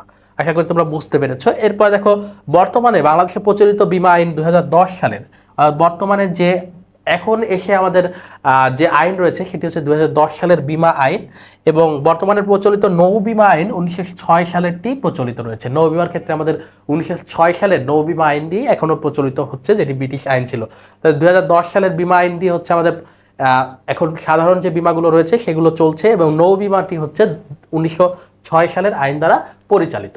এবার দেখো বীমা উন্নয়ন ও নিয়ন্ত্রণ কর্তৃপক্ষ, বীমা উন্নয়ন ও নিয়ন্ত্রণ কর্তৃপক্ষ, যেটিকে আমরা সংক্ষেপে বলি আইডিআরএ। সংক্ষেপে কি বলি? আইডিআরএ, ইন্স্যুরেন্স ডেভেলপমেন্ট এবং regulatory authority, insurance development and regulatory authority. তাহলে বাংলাদেশের যাবতীয় বীমা প্রতিষ্ঠানগুলো নিয়ন্ত্রণের জন্য বাংলাদেশ সরকার নিয়ন্ত্রক সংস্থা হিসেবে 2010 সালের বীমা আইন অনুসারে 2011 সালের 26 জানুয়ারি আইডিআরএ প্রতিষ্ঠা করে। তাহলে আইডিআরএ কবে প্রতিষ্ঠা লাভ করে? 2011 সালের 26 জানুয়ারি। 2010 কি অনুযায়ী? 2010 সালের বীমা আইন অনুযায়ী। ওকে, এরপর দেখো আইডিআর এর পূর্ণরূপ হচ্ছে insurance development and regulatory authority. খুবই গুরুত্বপূর্ণ লাইন, তোমাদের অবশ্যই মুখস্থ করতে হবে। আইডিআর এর পূর্ণরূপ কি? বারবার আসে বোর্ড পরীক্ষাগুলোতে। তো আইডিআর এর পূর্ণরূপ হচ্ছে insurance development and regulatory authority, এবং এইসব ক্ষেত্রে তোমরা অবশ্যই স্পেলিংগুলো একটু ভালোভাবে পড়বা, একটু লিখবা, তাহলে তোমাদের জন্য এগুলো ধরতে সুবিধা হবে। অনেক সময় দু একটা স্পেলিং চেঞ্জ করে দেয়, তোমরা সেগুলো ভুল করে ফেলো। আর বাংলা হচ্ছে বীমা উন্নয়ন ও নিয়ন্ত্রণ কর্তৃপক্ষ। বীমা সংক্রান্ত 2010 সালে পাশকৃত দুটি আইন হলো বীমা আইন 2010, যেটি দ্বারা এখন পরিচালিত হচ্ছে, এবং বীমা উন্নয়ন ও নিয়ন্ত্রণ কর্তৃপক্ষ আইন, অর্থাৎ আইডিআরএ অ্যাক্ট 2010। বর্তমানে দেশে 81টি বীমা কোম্পানি রয়েছে। বর্তমানে দেশে কয়টি বীমা কোম্পানি রয়েছে? 81টি। বর্তমানে দেশে 81টি বীমা কোম্পানি রয়েছে, যার মধ্যে 35টি জীবন বীমা এবং 46টি কি? সাধারণ বীমা। তাহলে এই 81টির মধ্যে 35টি হচ্ছে জীবন বীমা আর 46টি কি? সাধারণ বীমা কোম্পানি। এর মধ্যে 2টি হচ্ছে সরকারি কোম্পানি এবং 75টি হচ্ছে বেসরকারি কোম্পানি এবং একটি হচ্ছে বিদেশি কোম্পানি। বাংলাদেশে বেসরকারি খাতে বীমা প্রতিষ্ঠার অনুমতি দেওয়া হয় 1984 সালে। কত সালে? 1984 সালে। তাহলে বাংলাদেশে যে জাতীয়করণ করে ফেলা হয় 1972 সাল থেকে, সেগুলোকে 1984 সালে এসে সরকার আবার পুনরায় অনুমতি দেয় যে বীমা কোম্পানি বেসরকারি খাতে প্রতিষ্ঠা লাভ করতে পারবে এবং পরিচালনা করতে পারবে। বাংলাদেশের যাবতীয় বীমা প্রতিষ্ঠানসমূহ অর্থ মন্ত্রণালয়ের অধীন, এটি আমরা পূর্বেও দেখেছি। এখন তো ব্যাংক ও বীমার রেটিং পদ্ধতি, ব্যাংক ও বীমার ক্ষেত্রে রেটিং পদ্ধতি রয়েছে ভিন্ন ভিন্ন, দুটি রেটিং পদ্ধতি রয়েছে, সেই দুটি সম্পর্কে আমরা জানবো। দেখো, বাংলাদেশে ব্যাংক ও বীমার জন্য 2 রকমের পৃথক রেটিং পদ্ধতি রয়েছে। কয় রকমের? 2 রকমের পৃথক রেটিং রয়েছে। বাংলাদেশের যাবতীয় ব্যাংক সমূহকে রেটিং করা হয় ক্যামেল পদ্ধতিতে। কোন পদ্ধতিতে? ক্যামেল পদ্ধতিতে। এই ক্যামেলের পূর্ণরূপ হচ্ছে সিতে ক্যাপিটাল, সিতে কি? ক্যাপিটাল অ্যাডিকুয়েসি, এতে হচ্ছে অ্যাসেট কোয়ালিটি, এম এ হচ্ছে ম্যানেজমেন্ট কোয়ালিটি। এম এ কি? এম এ হচ্ছে আমাদের ম্যানেজমেন্ট কোয়ালিটি, আর ইতে হচ্ছে আর্নিংস লিকুইডিটি। তাহলে ব্যাংকগুলোকে এই যে 5টি শব্দের প্রথম অক্ষর নিয়ে আমাদের ক্যামেল রেটিং রয়েছে, এবং এই ক্যামেল রেটিং এর মাধ্যমে কি করা হয়? ব্যাংক সমূহকে রেটিং দেওয়া হয় যে এটার ক্যাপিটাল অ্যাডিকুয়েসি মানে মূলধনের পর্যাপ্ততা কেমন। এরপর দেখো অ্যাসেট কোয়ালিটি, এর সম্পদের অবস্থা কেমন। তারপর বলছে ম্যানেজমেন্ট কোয়ালিটি, এর ব্যবস্থাপনা পরিষদ কেমন। তারপর আর্নিংস লিকুইডিটি, এর লিকুইডিটি রেট কেমন, আর্নিংস কেমন। এই বিষয়গুলোর মাধ্যমে আমরা ব্যাংকগুলোকে রেটিং দিই। ব্যাংকগুলোকে কি রেটিং দিই? বিভিন্ন ক্যাটাগরিতে রেটিং দিই। আর ইন্স্যুরেন্স কোম্পানি বা বীমা কোম্পানির ক্ষেত্রে আমাদের রেটিং পদ্ধতি যেটি রয়েছে সেটিকে আমরা বলছি ক্যারামেল। সেটিকে আমরা কি বলি? ক্যারামেল। তো এই যে ক্যারামেলের পূর্ণরূপ দেখো, ক্যারামেলের পূর্ণরূপ হচ্ছে এই প্রথম সিতে রয়েছে আমাদের ক্যাপিটাল অ্যাডিকুয়েসি, এতে রয়েছে অ্যাসেট কোয়ালিটি, আর এ রয়েছে রি ইন্স্যুরেন্স, আর এ কি রয়েছে? রি ইন্স্যুরেন্স, এতে রয়েছে পরবর্তী, এতে রয়েছে আমাদের অ্যাকচুয়ারিয়াল ইস্যুস, এবং এম এ রয়েছে ম্যানেজমেন্ট কোয়ালিটি, ইতে রয়েছে আর্নিংস, এল এ রয়েছে লিকুইডিটি। তো এই দুটি পদ্ধতির ক্ষেত্রে তোমাদের শুধু এইটুকু বিষয় জানলেই হবে যে ক্যামেলের পূর্ণরূপ কি এবং ক্যারামেলের পূর্ণরূপ কি, বা রেটিংগুলোর ক্ষেত্রে প্রত্যেকটা লেটারের প্রথম অক্ষর কি মিনিং করে। এই বিষয়গুলো তোমরা একটু পূর্ণাঙ্গ দেখবা, এবং মনে রাখবা যে বীমা কোম্পানির ক্ষেত্রে ক্যারামেল এবং ব্যাংকের ক্ষেত্রে হচ্ছে ক্যামেল। এই দুটি বিষয় তোমরা একটু মুখস্থ রাখবা। আশা করি তোমরা বুঝতে পেরেছো। তো রেটিং পদ্ধতি আমরা পড়লাম। এরপরে দেখো ঝুঁকির প্রকারভেদ। বীমা কোম্পানির ক্ষেত্রে কি কি ঝুঁকি রয়েছে এবং কি কি প্রকার ঝুঁকি বীমা করা যায়, কি কি ঝুঁকি বীমা করা যায় না, এই বিষয়গুলো আমরা এখন একটু জানবো। তো আমরা বীমার ঝুঁকিকে বিভিন্ন বিষয়ের উপর ভিত্তি করে ভাগ করতে পারি। প্রথমে রয়েছে দেখো পরিমাপযোগ্যতার ভিত্তিতে। প্রথম যে ভিত্তিতে আমরা ভাগ করছি সেটি হচ্ছে পরিমাপযোগ্যতা। প্রথমে দেখো পরিমাপযোগ্যতার ভিত্তিতে আমরা ভাগ করতে গেলে আমরা একটি পাচ্ছি আর্থিক ঝুঁকি, আর একটি পাচ্ছি অনার্থিক ঝুঁকি। তো আর্থিক ঝুঁকি কি? কোনো বিপদ বা ঘটনা থেকে যদি কোনো ব্যক্তি বা প্রতিষ্ঠানের আর্থিক ক্ষতির সম্ভাবনা থাকে তাকে আমরা আর্থিক ঝুঁকি বলি। আর্থিক ঝুঁকি হলো আর্থিক দায় পরিশোধের ব্যর্থ হওয়ার সম্ভাবনা, আর্থিক দায়। এখন এই আর্থিক দায় কি? অর্থাৎ ঋণ পরিশোধের ব্যর্থতা থেকে যে ঝুঁকি সৃষ্টি হয়, ঋণ পরিশোধের ব্যর্থতা। তাহলে আর্থিক ঝুঁকি কি? আর্থিক দায় পরিশোধের ব্যর্থতা, বা ঋণ নেওয়ার পর সেটি পরিশোধ করতে যে ব্যর্থ হওয়ার সম্ভাবনাকে আমরা কি বলি? আর্থিক ঝুঁকি বলে থাকি। এরপরে দেখো অনার্থিক ঝুঁকি। অনার্থিক ঝুঁকির ক্ষেত্রে কি হচ্ছে? কোনো বিপদ বা ঘটনা থেকে যদি কোনো ব্যক্তি বা প্রতিষ্ঠানের আর্থিক ক্ষতি না হয়ে বরং তা মানসিকভাবে কাউকে ক্ষতিগ্রস্ত করার সম্ভাবনা থাকে, তাকে আমরা অনার্থিক ঝুঁকি বলি। এখন দেখো এই আর্থিক ঝুঁকি হচ্ছে পরিমাপযোগ্যতার ভিত্তিতে আর্থিক ঝুঁকি হচ্ছে বীমাযোগ্য। আর্থিক ঝুঁকি কি? বীমাযোগ্য। আর এই অনার্থিক ঝুঁকি হচ্ছে বীমাযোগ্য নয়। অনার্থিক ঝুঁকি কি? বীমাযোগ্য নয়।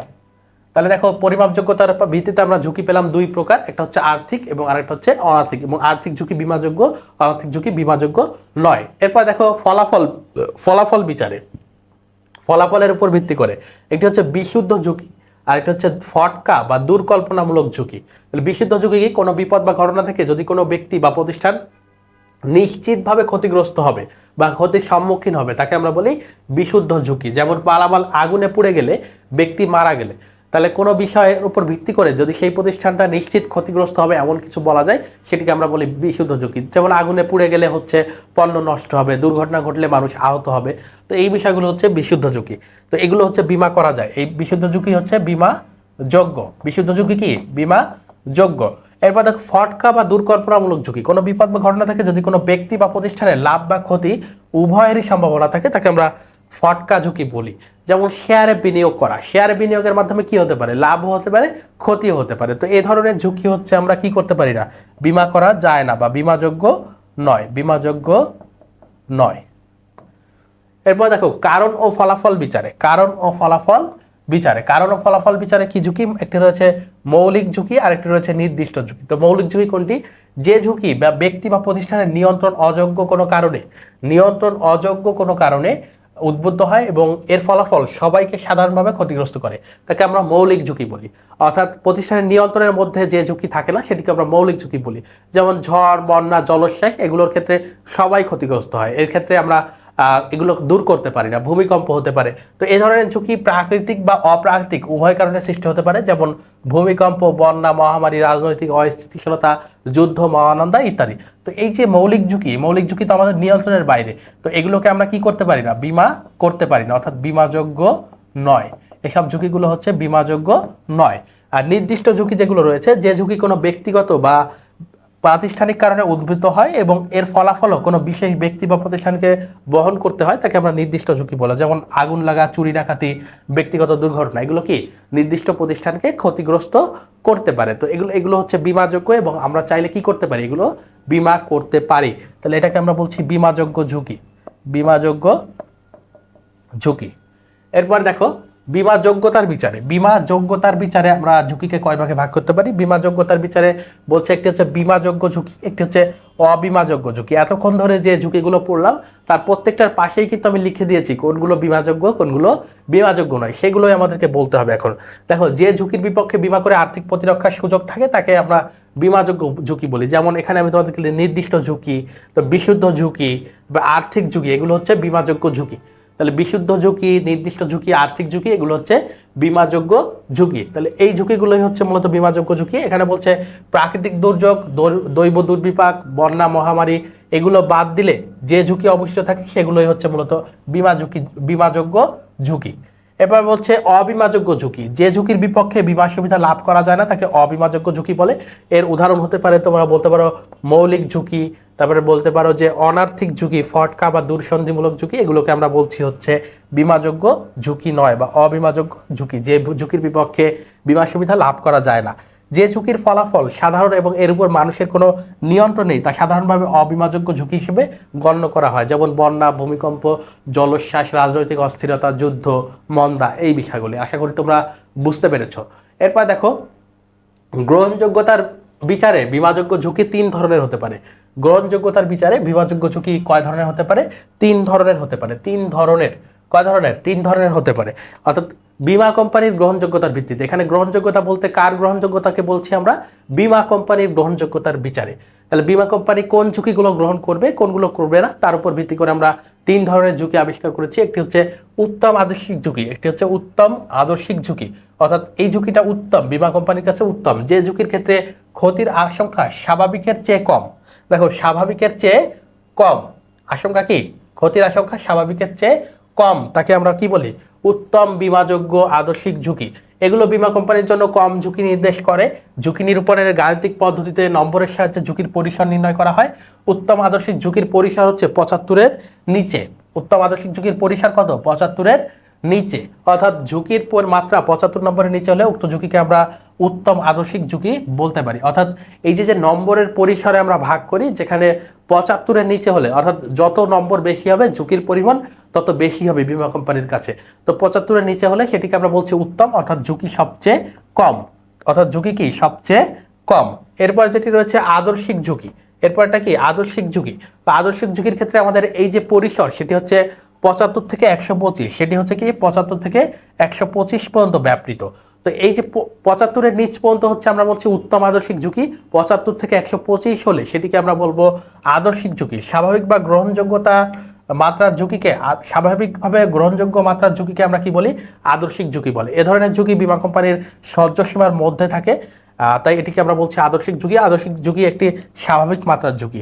এরপর 3 নম্বরের যেটি রয়েছে সেটি হচ্ছে উপ আদর্শিক ঝুঁকি। উপ আদর্শিক ঝুঁকি, অর্থাৎ এই আদর্শিক ঝুঁকির চেয়েও বেশি ঝুঁকি, স্বাভাবিক মাত্রার চেয়ে অধিক ঝুঁকি সম্বলিত ঝুঁকিকে আমরা বলি অধিক ঝুঁকি সম্বলিত ঝুঁকিকে আমরা বলি উপ আদর্শিক ঝুঁকি। 75 থেকে 125 মাত্রার অধিক কিন্তু 500-এর কম, অর্থাৎ 125 থেকে 500-এর মধ্যকার যে পরিসর রয়েছে সেটাকে আমরা বলছি হচ্ছে উপ আদর্শিক ঝুঁকি। এর অধিক মাত্রার ঝুঁকি বিমাযোগ্য হলেও তা বীমা কোম্পানির পক্ষে গ্রহণ করা উচিত নয়। অর্থাৎ 500-এর অধিক যদি হয়ে যায় সেটা উপ আদর্শিকের বাইরে চলে যায় এবং বীমা কোম্পানির জন্য কি সেটা গ্রহণ করা উচিত নয়। তো এই ছিল প্রিয় শিক্ষার্থীরা আমাদের এই চ্যাপ্টারের আলোচনার বিষয়বস্তু। আশা করি তোমরা এতক্ষণ ধরে আলোচনা শুনলে এই চ্যাপ্টারের সকল কনসেপ্ট ইনশাল্লাহ ক্লিয়ার হয়েছে। এছাড়াও যদি তোমাদের আরও কোনো কনসেপ্টে ঝামেলা থাকে বা কোনো ধরনের বুঝতে অসুবিধা হয়, তোমরা কিন্তু আমাদেরকে কমেন্টে জানাতে পারো। আমরা তোমাদের সবসময় সাথেই রয়েছি, তোমাদের সবসময় সাহায্য করার চেষ্টা করব। তো আমরা এখন এই চ্যাপ্টারের উপর তোমাদের জন্য 20টি এমসিকিউ রেখেছি, সেগুলো আমরা দেখব, তারপরে আমরা সৃজনশীলে যাব। তো প্রথম যে এমসিকিউ রয়েছে সেখানে বলছে বিমা ব্যবসায়ের উৎপত্তির ক্রম কি? উৎপত্তির ক্রম কি? তাহলে আমরা বিমা ব্যবসায়ের উদ্ভব বা বিবর্তনের ইতিহাস দেখেছি, সেখানে প্রথমে কোন বিমা এসেছিল, তারপরে কোনটি, এবং সর্বশেষ কোন বিমা এসেছিল, সেগুলো আমাদেরকে আইডেন্টিফাই করতে বলেছে। তো প্রথমটিতে দেখো বলছে যে জীবন বিমা। দেখো জীবন বিমা সর্বপ্রথম আসে নাই, সর্বপ্রথম আসছিল হচ্ছে নৌ বিমা। তাহলে আমাদের এটা ভুল আছে। এরপরটা খতে আমরা দেখতে পাচ্ছি নৌ বিমা, তারপরে অগ্নি বিমা, তারপরে জীবন বিমা, তারপর দুর্ঘটনা বিমা। তো আমরা যখন ইতিহাস পড়েছি, বিবর্তনের ইতিহাস পড়েছি বিমা ব্যবসায়ের, তখন আমরা দেখেছি সর্বপ্রথম এসেছে নৌ বিমা, তারপরে আমরা দেখেছি অগ্নি বিমা শিল্প বিপ্লবকালে, এরপরে মানুষের ব্যক্তিগত চিন্তা যখন এসেছে তখন জীবন বিমা, এবং তারপরে দুর্ঘটনা ও ব্যক্তিগত বিমা। তাহলে অপশন খ হচ্ছে আমাদের কারেক্ট রয়েছে। তাহলে অপশন খ হচ্ছে আমাদের এই প্রশ্নের অ্যান্সার। অর্থাৎ বিমা ব্যবসার উৎপত্তির ক্রম হচ্ছে নৌ, অগ্নি, এরপরে জীবন বিমা, তারপর দুর্ঘটনা বিমা। আমরা যদি দুইয়ে যাই, কোন বিমার ক্ষেত্রে দ্বৈত বিমা অধিক গ্রহণযোগ্য ও লাভজনক? এখন দ্বৈত বিমা কি এটা তোমাদেরকে বুঝতে হবে। দ্বৈত বিমা অধিক গ্রহণযোগ্য ও লাভজনক, তাহলে দ্বৈত বিমা কি? দ্বৈত বিমা হচ্ছে একই বিষয়বস্তু যখন একাধিক বিমা কোম্পানির কাছে বিমা করা হয়। একই বিষয়বস্তু, একই সম্পদ যখন একাধিক বিমা কোম্পানির কাছে কি করা হয়, বিমা করা হয়, তাকে আমরা বলি দ্বৈত বিমা। এখন এই যে দ্বৈত বিমা কখন করা হয়? দ্বৈত বিমা মূলত করা হয় অধিক মূল্যের সম্পদের জন্য। কিসের জন্য? অধিক মূল্যের সম্পদের উপর। অধিক মূল্যের সম্পদের উপর মূলত দ্বৈত বিমা করা হয়, সম্পদের উপর, অধিক মূল্যের সম্পদের উপর। এখন এই অধিক মূল্যের সম্পদ কিসের ক্ষেত্রে বেশি হয়? দেখো জীবন বিমার ক্ষেত্রে একজন মানুষের জীবন জড়িত। নৌ বিমার ক্ষেত্রে বিশাল বিশাল শিপ থাকে, এবং সেই শিপ বা জাহাজগুলোর আরও অধিক কি থাকে, সেগুলোতে মালামাল থাকে।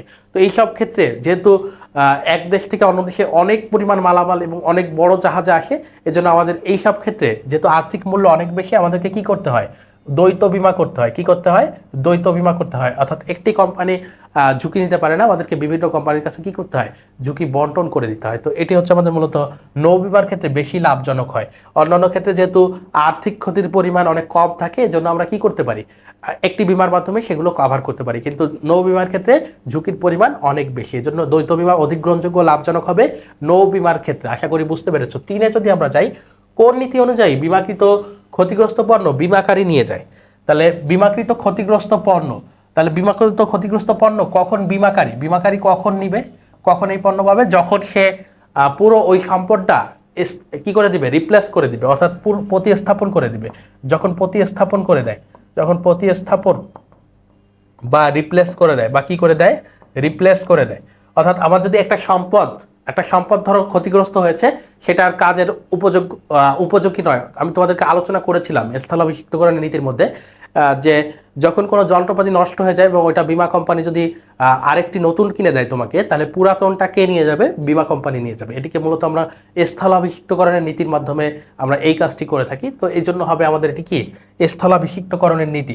তাহলে বিমাকৃত ক্ষতিগ্রস্ত পণ্য বিমাকারী নিয়ে যাবে কখন? যখন সে সেটা রিপ্লেস করে দিবে, এবং এটা করে হচ্ছে স্থলাভিষিক্তকরণের নীতির মাধ্যমে। তাহলে অ্যান্সার হচ্ছে আমাদের ক। তাহলে এই প্রশ্নের অ্যান্সার কি? ক। এরপরে 4-এ যদি যাই, বিমা হলো ড্যাশ। বিমা হলো ড্যাশ বলছে ঝুঁকি প্রতিরোধকারীর ব্যবসায়, ঝুঁকির বিপক্ষে আর্থিক প্রতিরক্ষা ব্যবস্থা, সম্পত্তির ঝুঁকি মোকাবেলাকারী, জীবনের ঝুঁকি মোকাবেলাকারী। তাহলে দেখো বিমার ক্ষেত্রে কিন্তু সম্পত্তি এবং জীবন দুইটাই হয়। তো এই দুইটার কথা একসাথে থাকলে আমাদের অ্যান্সার হতো, কিন্তু দুইটার কথা একসাথে নেই। খতে আমরা দেখতে পাচ্ছি যে ঝুঁকির বিপক্ষে আর্থিক প্রতিরক্ষা ব্যবস্থা। তো আর্থিক প্রতিরক্ষা ব্যবস্থা বলতে আমরা জীবনের ক্ষেত্রেও বুঝি এবং সম্পদের ক্ষেত্রে বুঝি। তাহলে আমরা অ্যান্সার নিতে পারি বিমা হচ্ছে ঝুঁকির বিপক্ষে আর্থিক প্রতিরক্ষা ব্যবস্থা। তাহলে বিমা হলো কি? সম্পদ বা হচ্ছে জীবনের বিপরীতে আর্থিক প্রতিরক্ষা ব্যবস্থা। 5-এ যদি যাই, বিমা চুক্তি করার ক্ষেত্রে বিমা গ্রহীতার উদ্দেশ্য কি থাকে? দেখো বিমা চুক্তি করার ক্ষেত্রে বিমা গ্রহীতার উদ্দেশ্য কি থাকে? প্রথম উদ্দেশ্য হচ্ছে আর্থিক নিরাপত্তা বিধান করা। প্রথম উদ্দেশ্য কি? আর্থিক নিরাপত্তা বিধান করা। তো প্রথম উদ্দেশ্য আমরা পেয়ে গেছি আর্থিক নিরাপত্তা বিধান করা। পাশাপাশি অন্যান্য উদ্দেশ্য থাকতে পারে, যেমন মুনাফা অর্জন। যেমন জীবন বিমার ক্ষেত্রে কি হয়? যখন আমরা জীবন বিমা পড়বো, এর পরবর্তী চ্যাপ্টারে জীবন বিমা, তো জীবন বিমার ক্ষেত্রে আমরা দেখি যে সঞ্চয় করে, সঞ্চয়ের বিপরীতে আবার মুনাফা পায়। তো এই বিষয়গুলো আমরা মূলত জীবন বিমার ক্ষেত্রে দেখি। তো মুনাফা অর্জনও একটা উদ্দেশ্য থাকে, এবং সঞ্চয়ের সুবিধা, জীবন বিমার ক্ষেত্রে আমরা সঞ্চয়ের সুবিধাও পেয়ে থাকি। তাহলে এই দুইটা সুবিধাও আমরা পাই। তাহলে বীমা গ্রহীতার উদ্দেশ্য কি থাকে? আর্থিক নিরাপত্তা তো প্রধান উদ্দেশ্য, আর্থিক নিরাপত্তা হচ্ছে প্রধান উদ্দেশ্য। এর পাশাপাশি কি করে? মুনাফা অর্জন এবং সঞ্চয়ের সুবিধা। তাহলে তিনটি হচ্ছে আমাদের অ্যান্সার। এই প্রশ্নের অ্যান্সার কি? তিনটি হবে। এরপর 6 যদি যাই, নিচের কোনটি দায় বীমা? নিচের কোনটি দায় বীমা? তো দেখো দায় বীমা কোনটি, অর্থাৎ একটা এখন দায় বীমার ক্ষেত্রে আমাদের কি আসবে? দ্বৈত বীমা তো আমরা দেখলাম যে যখন একটি সম্পদ একাধিক কোম্পানির কাছে করা হয়। স্বাস্থ্য বীমার ক্ষেত্রে নিজের স্বাস্থ্যের উপর, শস্যর ক্ষেত্রে নিজের সম্পদের উপর। আর যে পুনর্বীমা বিষয়টি তোমাদেরকে বুঝতে হবে। পুনর্বীমার ইংরেজি হচ্ছে রি ইন্স্যুরেন্স। পুনর্বীমার ইংরেজি কি? রি ইন্স্যুরেন্স। আমরা ক্যারামেল রেটিং এর সময় দেখেছি আর নামের একটি শব্দ রয়েছে, সেটি হচ্ছে রি ইন্স্যুরেন্স। তো এই রি ইন্স্যুরেন্স মূলত কি? রি ইন্স্যুরেন্স মূলত যখন বীমা কোম্পানির যখন ঝুঁকি বেশি হয়ে যায়, তাহলে বীমা কোম্পানি যখন পুনরায়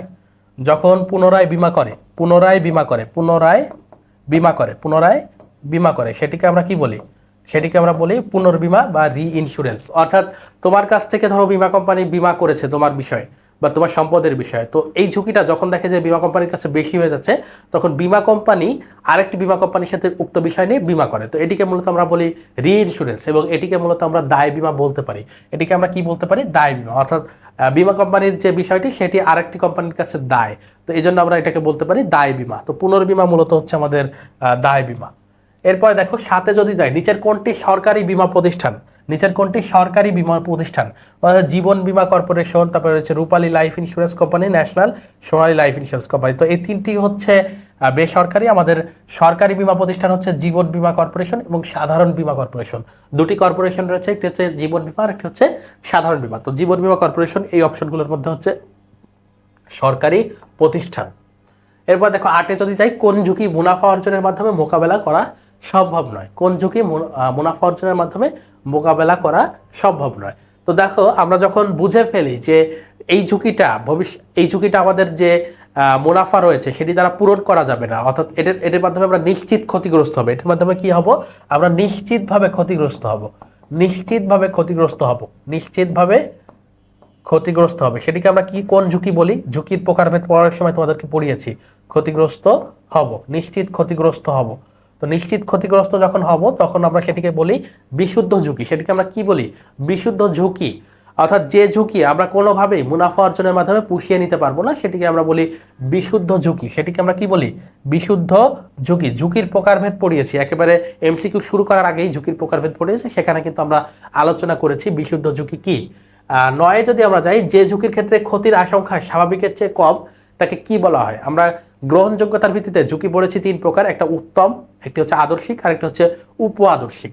তো স্বাভাবিক মাত্রার চেয়ে কম ঝুঁকিকে আমরা কি বলি? স্বাভাবিক মাত্রার চেয়ে যে কম রয়েছে সেটিকে আমরা বলি, যদি আমরা পরিসর চিন্তা করি তাহলে 75-এর নিচে, সেটি হচ্ছে 75-এর নিচে, এবং এই ঝুঁকিকে বলি আমরা উত্তম আদর্শিক ঝুঁকি। এই ঝুঁকিকে আমরা কি বলি? উত্তম আদর্শিক ঝুঁকি। 10 যদি যাই, বাংলাদেশে বীমা ব্যবসায়ের নিয়ন্ত্রক সংস্থা কোনটি? তো বাংলাদেশের বীমা ব্যবস্থার নিয়ন্ত্রক সংস্থা হচ্ছে 2010 সালের আইন অনুযায়ী 10 সালের আইন অনুযায়ী সরকার কোনটি গঠন করেছিল? আইডিআরএ। 10 সালের আইন অনুযায়ী কোনটি গঠন করেছিল? আইডিআরএ, অর্থাৎ insurance development and regulatory authority. 11 যে বাংলাদেশে বর্তমানে প্রচলিত বীমা আইন কত সালের? 2010 সালের বীমা আইন প্রচলিত রয়েছে। বাংলাদেশে কত সালের বীমা আইন প্রচলিত রয়েছে? 2010 সালের বীমা আইন প্রচলিত রয়েছে। তোমাদেরকে এটা একটু আগে আলোচনা করেছি। 12 যদি যাই, একটি উদ্দীপক রয়েছে। উদ্দীপক থেকে আমাদের কি বলে দেখো, লন্ডনে এক ব্যক্তির কফির দোকান ছিল। ওই দোকানের নাবিকদের যাতায়াত ছিল, অর্থাৎ মেরিনার যারা ছিল তারা যাতায়াত করত। মেরিনার বা জাহাজের চালক যারা রয়েছে, তিনি নাবিকদের সাথে জাহাজ সংক্রান্ত বিষয় নিয়ে আলাপ করতেন। একসময় ওই দোকানটি বীমা ব্যবসায়ের যোগাযোগ কেন্দ্র গড়ে ওঠে ওইখানে। তো এটা হচ্ছে তোমাদের যে টেক্সট বই রয়েছে সেটি যদি পড়ো, তো এই ঘটনা তোমাদের রয়েছে যে একটি লয়েডস টি হাউস নামে একটি জায়গা ছিল, সেই জায়গাটির কথা বলা হচ্ছে। উদ্দীপকে কোন ব্যক্তির উদ্যোগের কথা বলা হয়েছে? তো তার পুরো নাম কি ছিল? দেখো, অ্যাডাম লয়েডস, হচ্ছে এডওয়ার্ড লয়েডস, এম এন মিশ্র, নিকোলাস বারবান। তো সেই ব্যক্তির নাম কি ছিল? সেই ব্যক্তির নাম ছিল হচ্ছে Edward Lloyds. Edward Lloyds, Edward Lloyds, সেই ব্যক্তির নাম কি ছিল? Edward Lloyds. দেখো কিভাবে তোমাদের সাথে করতেছে, দেখো একটা হচ্ছে অ্যাডাম এম লয়েডস আর একটা হচ্ছে এডওয়ার্ড লয়েডস। তাহলে এডওয়ার্ড লয়েডস ছিল হচ্ছে মূলত এই উদ্দীপকের যে কথাটি বলা হচ্ছে সেই ব্যক্তি। তাহলে তোমাদের টেক্সট বইও কিন্তু একটু পড়তে হবে, টেক্সট বইয়ের যে ঘটনা সেখান থেকেও কিন্তু এমসিকিউ আসতে পারে। তাহলে খ হচ্ছে আমাদের অ্যান্সার। 13তে যদি যাই, উল্লেখিত ব্যক্তির কফিখানায় যে বিমার সম্পৃক্ততা লক্ষণীয় ছিল তার তাৎপর্য হলো। তাহলে যে কফিখানার কথা বলছিলাম, এডওয়ার্ড কি ছিল? Lloyd tea house. সেই লয়েডের কথা যদি আমরা বলি, সেখানের কি ছিল? সেখানের তাৎপর্য কি ছিল? আর্থিক নিরাপত্তা। তাহলে সেখানের বিশ্বের বীমা কোম্পানি, এখন তোমরা জানো যে লয়েডস হচ্ছে বিশ্বের সবচেয়ে বড় বীমা সংস্থা। তো সেই তাৎপর্য অনুযায়ী আমরা কি বলি? আর্থিক নিরাপত্তা দেওয়া শুরু করে, বৈদেশিক বাণিজ্যের সম্প্রসারণ ঘটিয়েছে, ঝুঁকি হ্রাস করেছে। তাহলে এই যে টি হাউস বা কফি হাউস থেকে কি শুরু হয়? একটা বীমা বিশ্বের সবচেয়ে বৃহত্তম বীমা সংস্থা দাঁড়িয়ে গিয়েছে। তো সেখান থেকে এটা তাৎপর্য কি আসতে পারে? আর্থিক নিরাপত্তা হতে পারে, বৈদেশিক বাণিজ্যের সম্প্রসারণের ক্ষেত্রে তারা ভূমিকা রেখেছে এবং কি করেছে? ঝুঁকি হ্রাস করেছে বিমার মাধ্যমে। তাহলে সবগুলো বিষয় কিন্তু কারেক্ট। তাহলে অ্যান্সার হবে আমাদের ঘ। তাহলে এই প্রশ্নের অ্যান্সার কি হবে? ঘ। আমরা 14তে যদি যাই, মিস্টার ইসলাম তার পাটের গুদাম বীমা করেছিলেন। তার পাটের গুদাম বীমা করেছিলেন, কিন্তু পাটের সঠিক পরিমাণ উল্লেখ না করার কারণে বীমা কোম্পানি তার বীমা চুক্তি বাতিল করেছে। তাহলে দেখো মিস্টার ইসলাম কোন ধরনের বীমা করেছিলেন? তাহলে পাটের গোডাউনে আমরা কোন ধরনের বীমা করতে পারি? দেখো পাটের গোডাউন বা যে কোনো ধরনের গুদাম ঘর হলে সেক্ষেত্রে আমরা কোন ধরনের বীমা করতে পারি? দুর্ঘটনা বীমা করতে পারি। কোন বীমা? দুর্ঘটনা বীমা করতে পারি। কোন বীমা করতে পারি? দুর্ঘটনা বীমা করতে পারি। এরপরে দেখো, মিস্টার ইসলাম বিমার কোন নীতিটি ভঙ্গ করেছেন? কোন নীতিটি ভঙ্গ করেছেন? দেখো বীমা কোম্পানি তার সাথে যে চুক্তি ছিল সেটি বাতিল করে দিয়েছে। কেন বাতিল করেছে? কারণ হচ্ছে সে সঠিক পরিমাণ উল্লেখ করেনি, তার গোডাউনে কতটুকু পাট রয়েছে সেটি সে উল্লেখ করেনি। তো এটা হচ্ছে আমাদের যে চূড়ান্ত সৎবিশ্বাসের নীতি রয়েছে সেটি ভঙ্গের কারণ। তো চূড়ান্ত সৎবিশ্বাস হচ্ছে একটা মৌলিক নীতি বিমার ক্ষেত্রে, এবং এই নীতি ভঙ্গ করলে কি হবে? বীমা চুক্তি বাতিল হবে।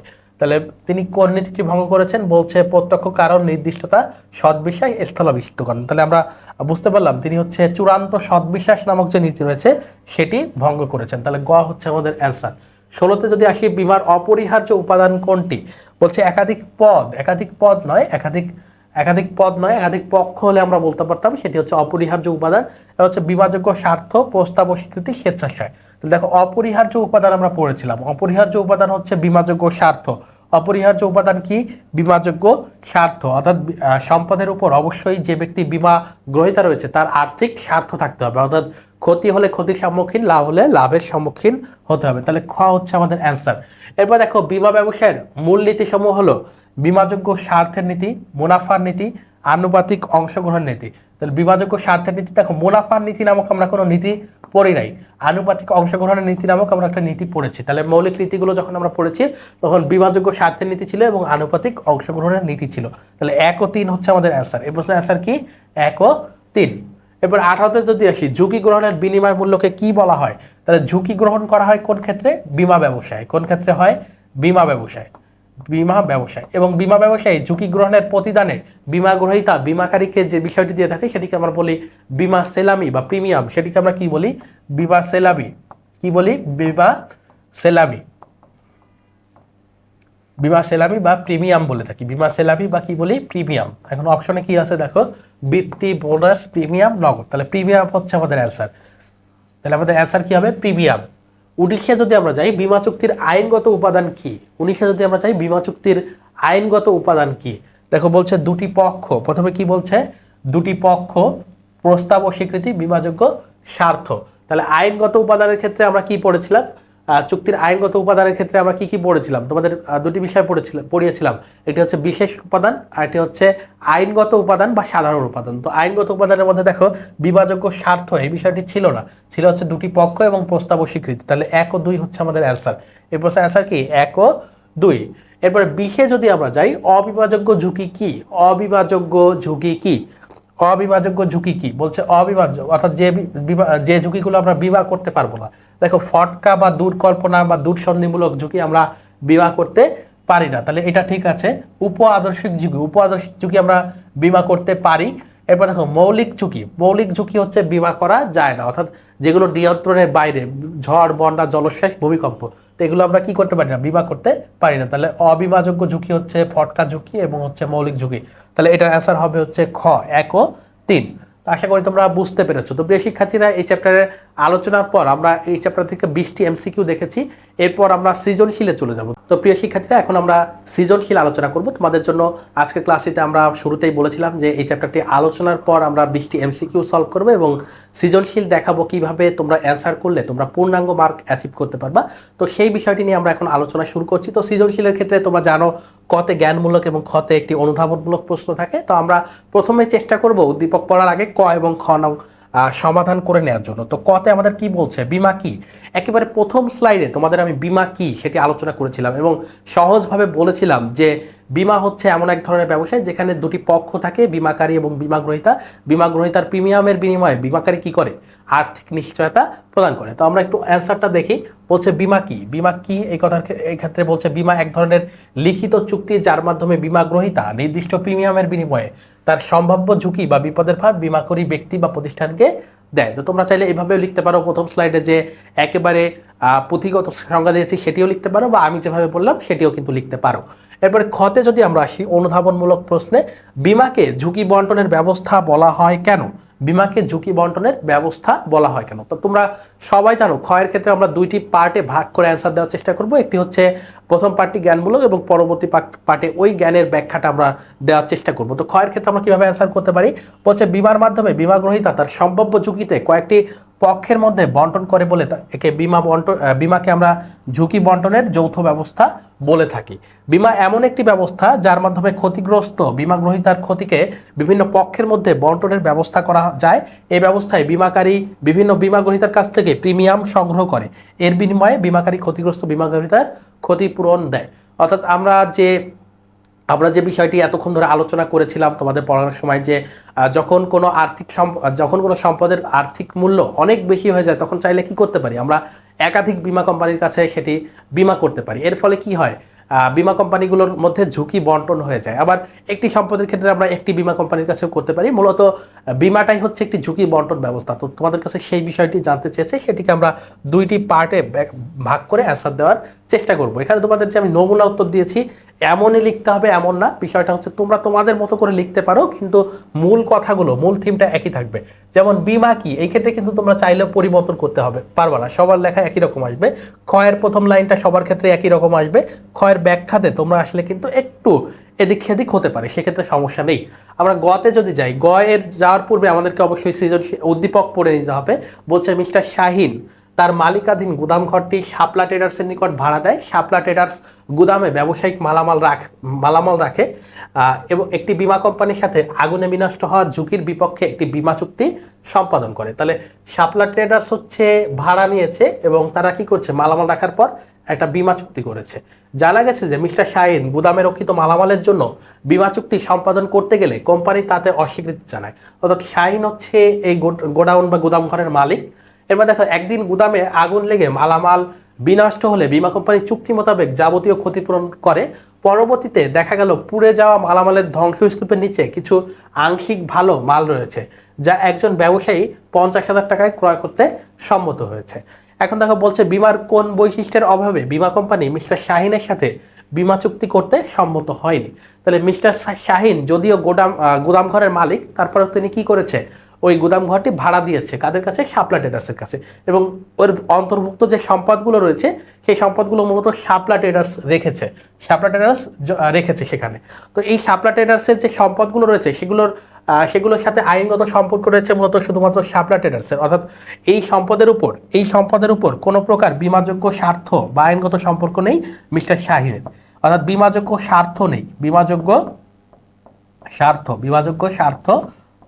এখন এই বিমাযোগ্য স্বার্থ ছাড়া তো আমরা বিমা করতে পারবো না। এজন্য বিমা কোম্পানি কি করেছে, মিস্টার শাহিনের যেহেতু উক্ত সম্পদের সাথে কোনো বিমাযোগ্য স্বার্থ নেই, এই কারণে সে কি করতে পারবে না, বিমা করতে পারবে না। এজন্যই মূলত কি করেছে, বিমা কোম্পানি শাহিনের সাথে চুক্তি করতে সম্মত হয়নি। তো এই বিষয়টা আমরা কিভাবে লিখতে পারি, এটাকে আমরা তিনটি পার্টে ভাগ করবো। উদ্দীপকে বিমাযোগ্য স্বার্থের অভাবে বিমা কোম্পানি, দেখো বিমাযোগ্য স্বার্থের অভাবে বিমা কোম্পানি মিস্টার শাহিনের সাথে চুক্তি করতে সম্মত হয়নি, এটা হচ্ছে আমাদের জ্ঞানমূলক খতে এসে আমরা বিমাযোগ্য স্বার্থ, যেহেতু বিমাযোগ্য স্বার্থ হচ্ছে জ্ঞানমূলকের অ্যান্সার, তো এই বিমাযোগ্য স্বার্থকে আমরা ব্যাখ্যা করব এবং তৃতীয় পার্টে, এটা হচ্ছে দ্বিতীয় পার্ট, প্রথম পার্ট, তৃতীয় পার্টে এসে উদ্দীপকের সাথে যে বিভাযোগ্য স্বার্থের যে সংশ্লিষ্টতা রয়েছে সেটি মূলত আমরা অ্যালাইন করে দেখানোর চেষ্টা করব। দেখো বলছে যে মিস্টার শাহিন গুদাম ঘরের মালিক, তিনি শাপলা ট্রেডারের কাছে ভাড়া দেন। উক্ত কোম্পানি বলছে শাহিন বীমা চুক্তি করতে গেলে বীমা কোম্পানি তাতে অস্বীকৃতি জানায়। কেন অস্বীকৃতি জানায় সেটা প্রথমে বলেছি বিমাযোগ্য স্বার্থের কারণে, এখন এটা অ্যালাইন করে দেখাতে হবে। এক্ষেত্রে বীমা প্রতিষ্ঠান বিমাযোগ্য স্বার্থের নীতির আলোকে বীমা প্রস্তাবটি প্রত্যাখ্যান করেছে, কারণ গুদামে রক্ষিত মালামাল ক্ষতিগ্রস্ত হলে প্রকৃতপক্ষে মালামালের মালিক শাপলা ট্রেডার্স আর্থিকভাবে ক্ষতিগ্রস্ত হবে। এটি মিস্টার শাহিনের উপর প্রত্যক্ষভাবে কোনো প্রভাব ফেলবে না। তাই বলা যায় বিমাযোগ্য স্বার্থের নীতির অভাবে মিস্টার শাহিন বীমা করতে পারেননি। আশা করি তোমরা বুঝতে পেরেছো। এইভাবে পার্ট পার্ট করে যদি আমরা অ্যান্সার দেওয়ার চেষ্টা করি, যেমন গতে 3 মার্ক, তো আমরা 3টি পার্টে আমাদেরকে ব্যাখ্যা করতে হবে, জ্ঞানমূলক, অনুধাবনমূলক এবং সর্বশেষ হচ্ছে আমাদের যে প্রয়োগ রয়েছে সেটি দেখাতে হবে। আর ক্ষয়ের ক্ষেত্রে আমরা জ্ঞান এবং অনুধাবন 2টি পার্টে ভাগ করব এবং হচ্ছে কয়ের ক্ষেত্রে তো একটি পার্ট শুধুমাত্র জ্ঞানমূলক। এবার ঘতে আমরা যাব, পুড়ে যাওয়া আংশিক মালামাল বিক্রির অর্থ কে পাবে, বীমা নীতির আলোকে মন্তব্য করো। তাহলে এই যে সম্পূর্ণ ক্ষতিপূরণ কিন্তু বীমা কোম্পানি দিয়ে দিয়েছে। সম্পূর্ণ ক্ষতিপূরণ কাদেরকে দিয়ে দিয়েছে? এই যে শাপলা ট্রেডার্স যারা রয়েছে তাদেরকে দিয়ে দিয়েছে। এখন ধ্বংসস্তূপের নিচে কিছু ভালো মালামাল রয়েছে যা 50,000 টাকা বিক্রি করা যাবে। তাহলে এই যে মালামাল, এটা হচ্ছে স্থলাভিষিক্তকরণের নীতির আলোকে, স্থলাভিষিক্তকরণের নীতির আলোকে, কোন নীতির আলোকে বলছে? স্থলাভিষিক্তকরণের নীতির আলোকে, স্থলাভিষিক্তকরণের নীতির আলোকে কে পাবে? এই যে বীমা কোম্পানি রয়েছে, কে পাবে? বীমাকারী রয়েছে, বীমাকারী বা বীমা কোম্পানি, বীমাকারী হচ্ছে বীমা কোম্পানি, তো বীমাকারী পাবে। তো এটি আমাদেরকে এখন ব্যাখ্যা করে দেখাতে হবে 4টি পার্টে। তো আমরা কিভাবে লিখতে পারি একটু যদি দেখার চেষ্টা করি। স্থলাভিষিক্তকরণের নীতি অনুসারে পুড়ে যাওয়া আংশিক মালামাল বিক্রির অর্থ বীমা কোম্পানি বা বীমাকারী পাবে। এটি হচ্ছে আমাদের প্রথম পার্ট। এবার দ্বিতীয় পার্টে আমরা হচ্ছে এই যে স্থলাভিষিক্তকরণের নীতি কি, এটি আমরা একটু দেখব। সম্পত্তি বীমার ক্ষেত্রে সম্পদের ক্ষতি হলে বীমাকারী পূর্ণ বীমা দাবি পরিশোধ করে, কিন্তু বীমাকারী উক্ত সম্পত্তির উপর অবশিষ্ট অংশের উপর পূর্ণাঙ্গ অধিকার পায়। এভাবে বীমা গ্রহীতার কাছ থেকে অধিকার বীমাকারীর কাছে চলে যাওয়ার সংক্রান্ত নীতিকে আমরা স্থলাভিষিক্তকরণের নীতি বলি। এটি হচ্ছে আমাদের দ্বিতীয় পার্ট। তৃতীয় পার্টে আমরা হচ্ছে প্রয়োগটাকে অ্যালাইন করার চেষ্টা করব, অর্থাৎ কিভাবে এই 50,000 টাকার মালামাল হচ্ছে আমাদের শাপলা ট্রেডার্স আর পাবে না, এবং সর্বশেষ আমরা হচ্ছে দেখিয়ে দেওয়ার চেষ্টা করব যে বীমা কোম্পানি সম্পূর্ণ ক্ষতিপূরণ পরিশোধ করেছে স্থলাভিষিক্তকরণের নীতি অনুযায়ী। অবশিষ্ট মালামালের মালিক এখন বীমা কোম্পানি, শাপলা ট্রেডার্সের এখন ওই মালামালের উপর আর কোনো অধিকার নেই। তাই বলা যায় স্থলাভিষিক্তকরণের নীতি অনুযায়ী অবশিষ্ট মালামাল বিক্রির অর্থ বীমা কোম্পানি পাবে। তো এটি মূলত আমাদের হচ্ছে সৃজনশীল লেখার পূর্ণাঙ্গ একটি পদ্ধতি হতে পারে। তোমাদের হুবহু এমন লিখতে হবে এমন না, তোমরা ব্যাখ্যার ক্ষেত্রে, প্রয়োগের ক্ষেত্রে তোমরা একটু, তোমাদের এক একজনের উত্তর একটু পার্থক্য হতে পারে, কিন্তু জ্ঞানমূলকের ক্ষেত্রে বা প্রথম লাইনের ক্ষেত্রে দেখো প্রত্যেকটা ক্ষেত্রে কিন্তু একটি করে জ্ঞানমূলকের লাইন রয়েছে। এক্ষেত্রে কিন্তু সবারই বীমাযোগ্য স্বার্থ হবে এবং বীমাযোগ্য স্বার্থের ব্যাখ্যাটাও একই রকম হওয়া উচিত। ঘয়ের ক্ষেত্রে যদি দেখি স্থলাভিষিক্তকরণের নীতি, এই বিষয়টা তোমাদের সবার একই হবে এবং স্থলাভিষিক্তকরণের নীতির ব্যাখ্যা একই হওয়া উচিত। তো আশা করি তোমরা বুঝতে পেরেছো কিভাবে সৃজনশীল লিখলে আমরা পূর্ণাঙ্গ মার্কস পেতে পারি। তো আজকের ক্লাসে আমরা মূলত তোমাদেরকে দেখানোর চেষ্টা করেছি যে একটি চ্যাপ্টার কিভাবে পড়া উচিত, কোন কোন বিষয়ের উপর গুরুত্ব দেওয়া উচিত, কিভাবে কনসেপ্টগুলো ক্লিয়ার করা উচিত, এবং পাশাপাশি ওই চ্যাপ্টার সংশ্লিষ্ট এমসিকিউগুলো সলভ করিয়ে দিয়েছি এবং তোমাদের সৃজনশীল লেখার ক্ষেত্রে একটি ধারণা দেওয়ার চেষ্টা করেছি। আশা করি তোমরা সবাই সবকিছু বুঝতে পেরেছো। এরপরেও যদি কোনো বিষয় নিয়ে তোমাদের ইস্যু থাকে এই চ্যাপ্টার সংশ্লিষ্ট, তোমরা আমাদেরকে কমেন্টে জানালে আমরা সেগুলো সলভ করে দেওয়ার চেষ্টা করব। তো প্রিয় শিক্ষার্থীরা, তোমরা সবাই ভালো থাকো, তোমরা পড়াশোনা করো। এই চ্যাপ্টার, এই ক্লাসটি করে তোমাদের প্র্যাকটিস বুক বা তোমাদের যে টেক্সট বুক রয়েছে সেখান থেকে আরও বেশি বেশি এমসিকিউ এবং সৃজনশীল প্র্যাকটিস করলে আশা করি তোমাদের পূর্ণাঙ্গ মার্ক নিশ্চিত করতে আরও সুবিধা হবে ইনশাল্লাহ। তো স্কুল অফ এক্সেলেন্স তোমাদের পাশেই রয়েছে। তোমরা সেই পর্যন্ত সবাই সুস্থ থাকো। পরবর্তী কোনো ক্লাসে ইনশাআল্লাহ তোমাদের সাথে দেখা হবে। আসসালামু আলাইকুম ওয়া রাহমাতুল্লাহ।